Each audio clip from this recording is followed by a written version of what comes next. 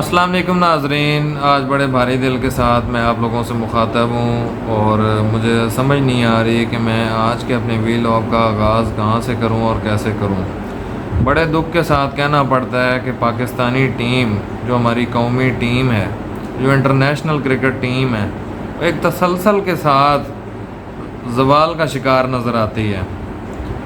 बांग्लादेश के हाथों अपने होम ग्राउंड पर बदतरीन शिकस्त के बाद आज मेरा दिल बहुत उदास है। इसी वजह से मैं आज लाजवाब हूँ। मेरे पास कोई अल्फाज नहीं है कि मैं अपने वीलॉग का आगाज़ कहाँ से करूँ। देखें, जब इंसान किसी शोबे में आता है और मिसाल के तौर पे एक बच्चा है, मैं बच्चे की मिसाल आपको देता हूँ। वो जवानी में आता है, जवानी से अब बुढ़ापे की तरफ जाता है।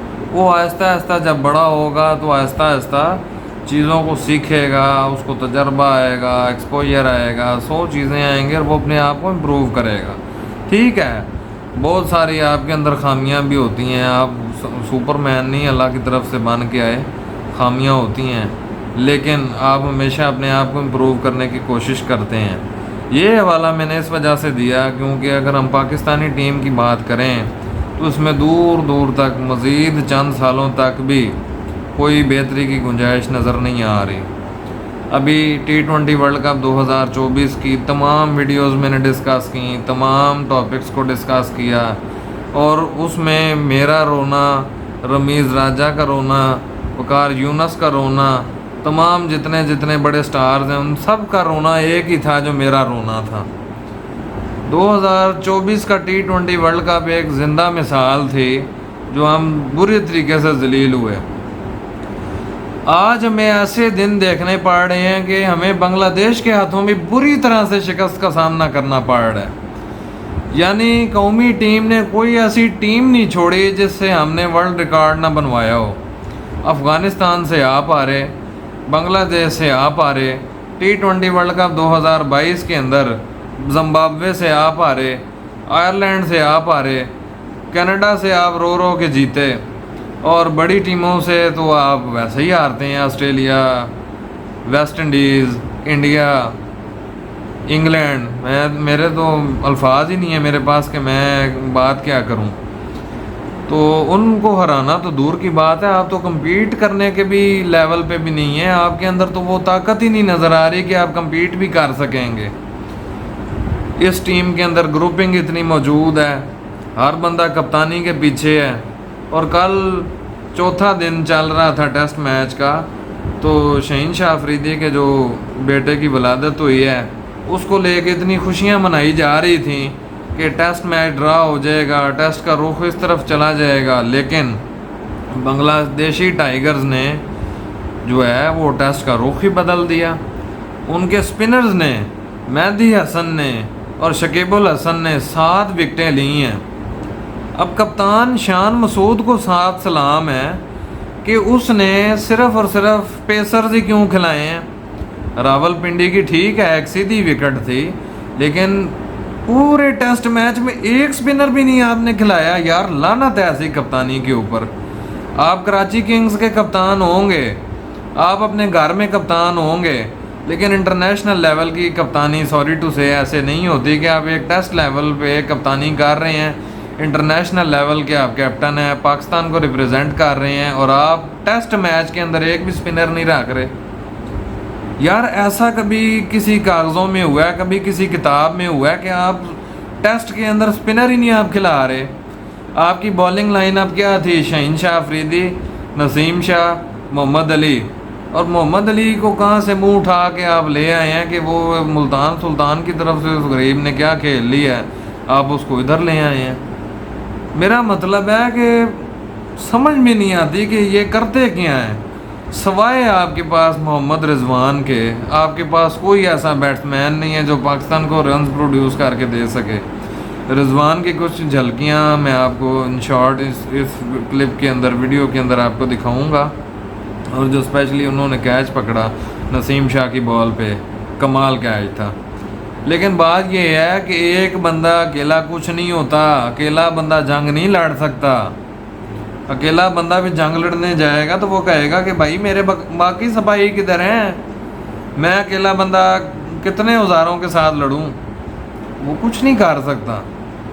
बार बार हमेशा मैंने यही बात की है कि एक बंदे के ऊपर टीम नहीं होती, दो बंदों के ऊपर टीम नहीं होती। Team is a combined package. जब तक आपके पास एक यूनिटी नहीं है, डिसिप्लिन नहीं है, फेथ नहीं है, जिस मोटिव पे, जिस मोटो पे कौमें बुनियाद होती हैं, आप ज़ीरो हैं, आप कभी कामयाब नहीं हो सकते। इंडिया की टीम आपने देखी है, ऑस्ट्रेलिया की टीम आपने देखी है, या इवन अफ़गानिस्तान की टीम भी आपने देखी है, जो चंद साल पहले जिसका कोई ABC का सर पैर भी नहीं था, वो आज कहाँ से कहाँ खड़ी हो गई है। उनको क्रिकेट सिखाने वाले हम हैं, और हम आज कहाँ पे हैं और वो कहाँ पे चले गए हैं। बात वहीं पे आ गई ना कि हम ज़मीन पे और बाकी सारी टीमें, बाकी सारा सिस्टम चांद पे पहुँच चुका है।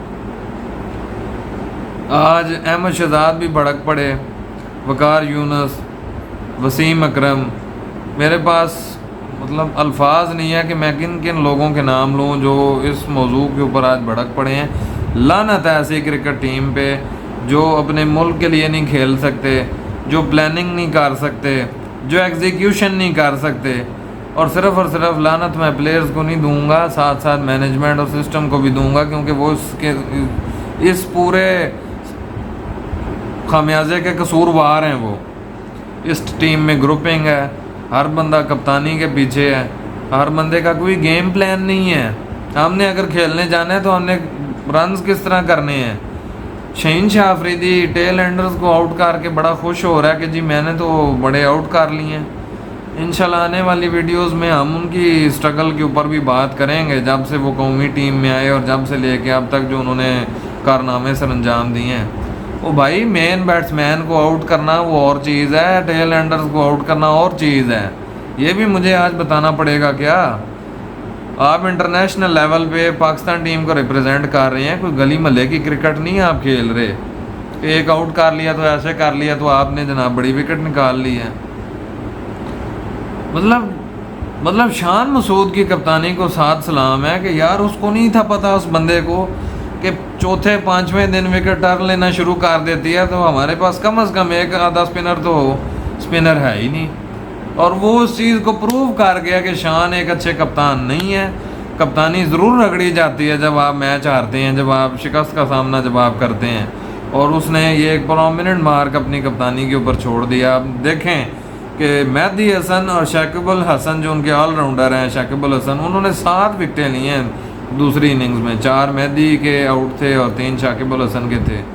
7 विकेटें जो हैं वो स्पिनर्स ले रहे हैं। आप फास्ट के ऊपर जोर दे रहे हैं बार बार। अगर आप आगा सलमान को एज अ स्पिनर आप लगाते हैं तो आगा सलमान आपका कोई स्पिनर है? अल्लाह के बंदे, वो तो बैट्समैन है। पार्ट टाइमर आप लगा देते हैं या सऊद से बॉलिंग करवा लेते हैं, डजेंट मीन कि वो स्पिनर है। सऊद ने पहली इनिंग में सेंचुरी की, रिजवान ने पहली इनिंग में सेंचुरी की, 448 पे 6 आउट करके डिक्लेयर कर दिया। और आप ऐसे गुरूर के साथ टीम को डिक्लेयर कर रहे हैं कि जी ये तो जैसे 448 कर ही नहीं सकते। वही बात है, गुरूर का सार नीचा। अल्लाह गुरूर को, तकब्बर को कभी कामयाब नहीं होने देता, और ना ही गुरूर और तकब्बर को पसंद करता है।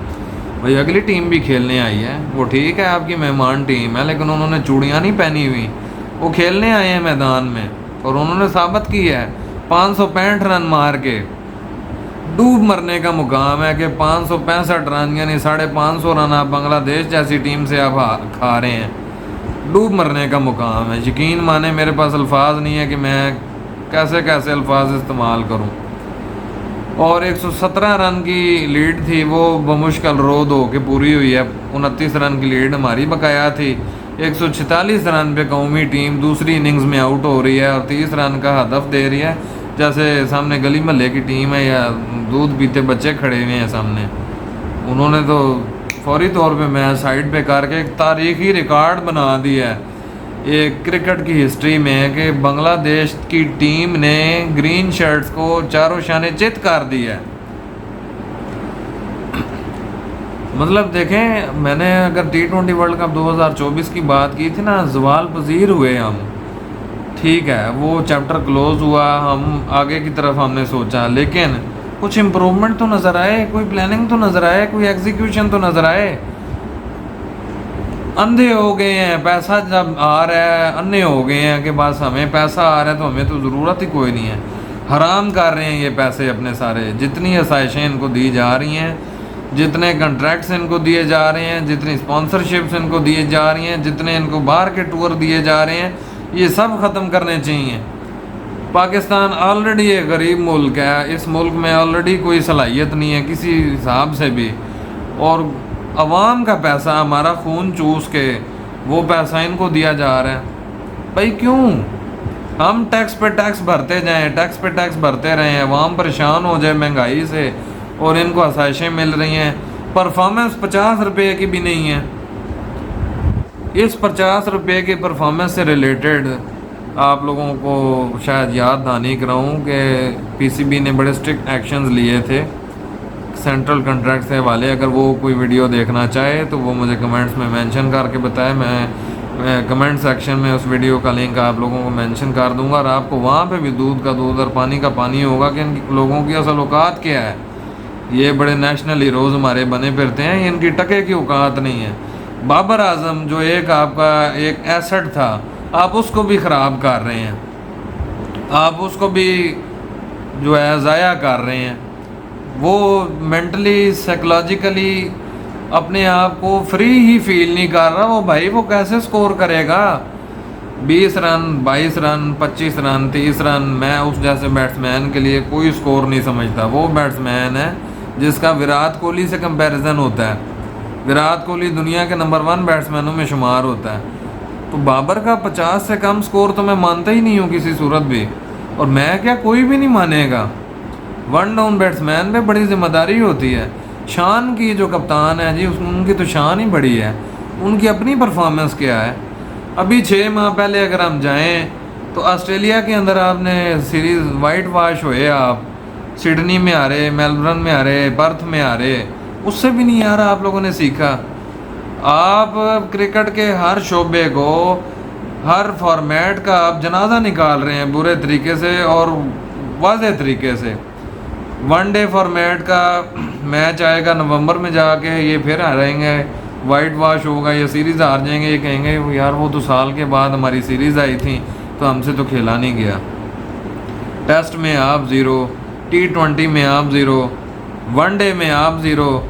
खुदा की कसम मेरा ये कहना है कि अब जो आने वाली जो चैम्पियन ट्रॉफ़ी है इनको नहीं खेलनी चाहिए, इनको बायकॉट कर देना चाहिए। अगर ये हलाल माँ बाप के अगर ये औलाद हैं तो इनको बायकॉट कर देना चाहिए। बिकॉज द पॉइंट इज़ कि you are not representing Pakistan. आप सिर्फ़ और सिर्फ पैसों के लिए जो है आप खेल रहे हैं, दैट्स इट। और आपने देखें, आपने हारना है तब आपको पैसे मिलने हैं, जीतना है तब भी आपको पैसे मिलने हैं। फ़र्क सिर्फ ये है कि जीत के आपको ज़्यादा मिलने हैं, हार के आपको ज़रा कम मिलने हैं, लेकिन मिलने तो आपको दोनों सूरतों में हैं। सिर्फ़ और सिर्फ आप क्रिकेट को ऐसे आप समझ लें कि it is a money making machine.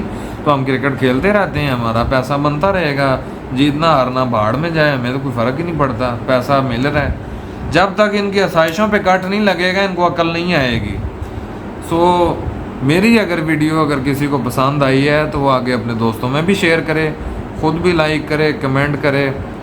और कसम से हिम्मत नहीं है कि आज मैं किस तरह से मज़ीद अपने अल्फाज को बढ़ाऊँ, मज़ीद वसी करूँ, क्योंकि नाउ इट्स हाई टाइम। मतलब शिकस्त का भी कोई तरीका होता है, कोई सर पैर होता है। 10 विकेटों से यार कोई हारता है, वो भी बांग्लादेश जैसी टीम से। बांग्लादेश जैसी टीम से आप 10-10 विकेटों से हार रहे हैं, तो हम क्या सोचें कि आप किसी बड़ी टीम को हराएंगे। हराना तो दूर, आप कम्पीट कैसे करेंगे। कसम से हम ज़वाल पज़ीर का निशाना हो चुके हैं। और वही बात जैसे अल्लाह पाक फरमाते हैं कि मैं उस कौम की उस वक़्त तक हालत नहीं बदलता जब तक वो कौम अपनी हालत ख़ुद ना बदलना चाहे।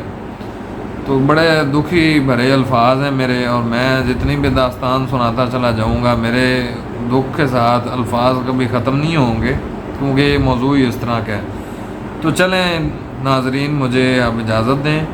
उम्मीद है कि मेरी वीडियो आप सबको पसंद आई होगी। अगर पसंद आई है तो आगे अपने दोस्तों में भी ज़रूर शेयर कीजिए। अपना ख्याल रखिएगा, मुझे अपनी दुआओं में याद रखिएगा। इंशाल्लाह आने वाली वीडियोज़ में मिलते हैं इंशाल्लाह। खुदा हाफिज़।